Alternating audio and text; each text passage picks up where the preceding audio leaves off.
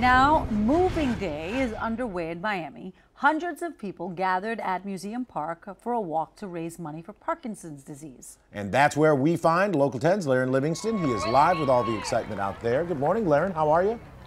Coming in at number 4. Good morning, Todd. Good morning, Nikki. I'm doing all right, and you can't help but do all right here at Moving Day. This is the 6th annual Moving Day, and this is all to raise awareness for Parkinson's. It's a neurological disease that many of us are aware of that affects movement. And I'll tell you, the park is slowly filling with people here this morning. We're at Museum Park here, just off of Biscayne Boulevard, and you can see the crowd that is starting to grow here outside of the Movement Pavilion. And Moving Day is about getting folks with Parkinson's disease outside, moving. This morning we saw them stretching, doing some yoga, doing some calisthenics, and organizers say that's a big part of making sure that folks who suffer from this disease stay as healthy as possible. Here's what we had to say this morning when we talked to some people, not who just only organized this event, but also who are suffering from this disease.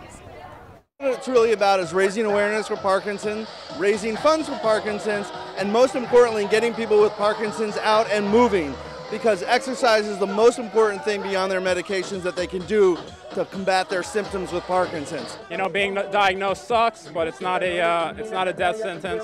Learn how to deal with it, learn what works for you, stay active, and that's all we can do for now until we find a cure.